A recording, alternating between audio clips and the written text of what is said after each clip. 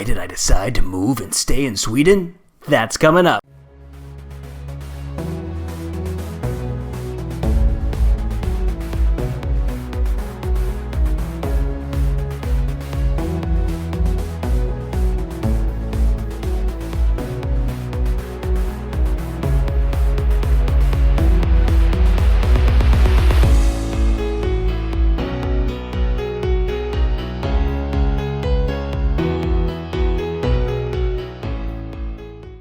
Hey guys, what's going on? Andrew coming at you. I'm super excited for this one, so let's get into it.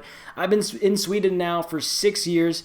I moved here in 2012, and when I was in my last year at university, my friends and I got a house together, and we threw a house party. I had a roommate from Turkey, and he invited a lot of people from Europe. They showed up to the party.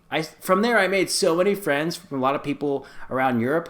Also really liked playing FIFA, and I would play as all these different European teams and play in different languages, so I just had this huge interest in Europe. I started to listen to a lot more like electronic house music from European artists, and I just had this bug.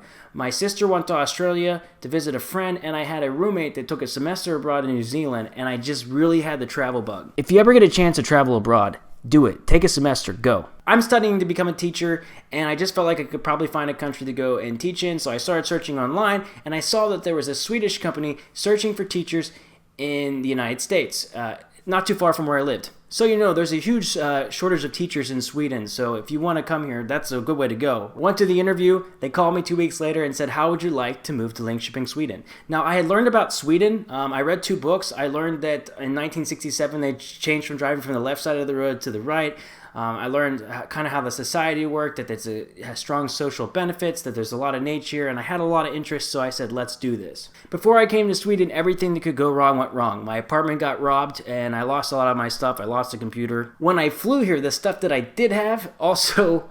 my luggage went missing for like a week and a half. It was all gone. What I learned through that process is stuff is just stuff. And in a weird way, it was kind of a liberating experience, really, because you can't take any of the stuff with you when you're dead anyways. It was very difficult moving to Sweden and working here as opposed to maybe traveling abroad, though, because I had to learn how to get a personal number, which is kind of like a social security number. I didn't have a cell phone at the time, and I didn't even have internet, what I thought. So I had to find how to do all this stuff. I didn't have any friends at the time as well, and I struggled with that. It probably took me about 6 months to find friends, and I had a lot of ups and downs in the period where maybe like I would have a girlfriend and it didn't work out or whatever, and I would feel lonely first. Kind of needed to do that the other way around, but that's just part of the learning process. Really, I think the reason I stayed, I love teaching, and I had a lot of room to grow here, had a lot of success with that. And this is also really where I decided to start my life. So in a weird way, as the time went by, I started to get more and more familiar with how things work in Sweden. My language is not perfect, and I didn't understand a whole lot there, but as far as the culture and things went, I just feel Swedish. I do a lot of things that are Swedish. I fika all the time at this point. I have to have coffee all the time, and I'm a much more quiet person. That's another thing that's really changed. Like when I go back to the States, I speak a lot more quiet. About 2 years ago, I met my girlfriend, and everything has been awesome since then. That's probably one of the main reasons I will stay here in Sweden,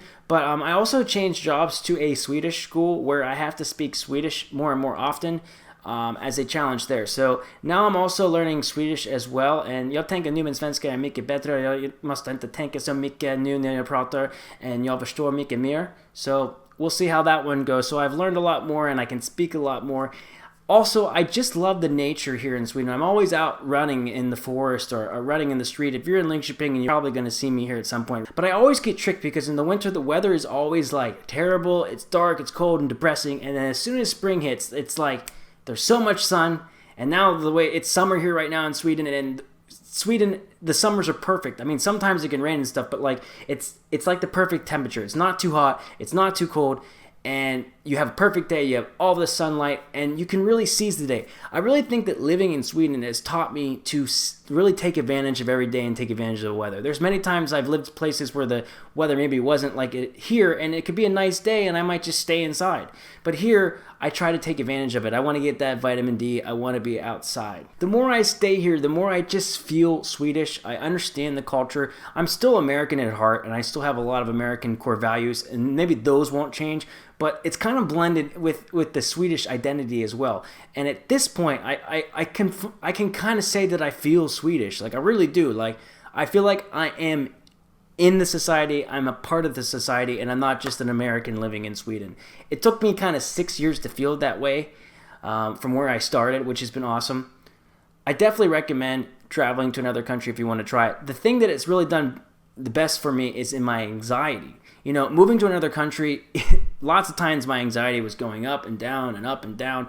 The language barrier, my anxiety is like that. But I find Sweden overall to kind of move at a different speed than the United States. It just moves at a little bit more of a calm pace. Work life here is a little bit more calm. People are a little bit understanding. It just kind of moves at a different pace. And I find that works really, really well for my anxiety. Also, Sweden is a very calm and quiet place unless it's a Friday or Saturday night in a city. And because of that, I find that that's nice as well. So I've really enjoyed my experience here. If you're Swedish, thank you. I don't know what else to say there. But thank you, I guess, for being Swedish. But if you're someone that wants to travel and come to Sweden, I definitely recommend it. It's an expensive country to travel in, but you should definitely see it. If you're somebody that's thinking about making that leap, thinking, hey, should I move to Sweden? Should I try? I will tell you that Sweden needs teachers really bad. I definitely recommend it. Go out there, give it a try. Yeah, it's scary. You might be like me and you might never go back. Who knows what's going to happen with me at this point? But like at the same time, though, there's so much out there in the world to do and see and discover, and you learn so much more about yourself. And on top of that, you get to travel to so many different places. So I love it. This is me. Feel free to share, like, and subscribe, and I'll see you guys in the next one. Take care.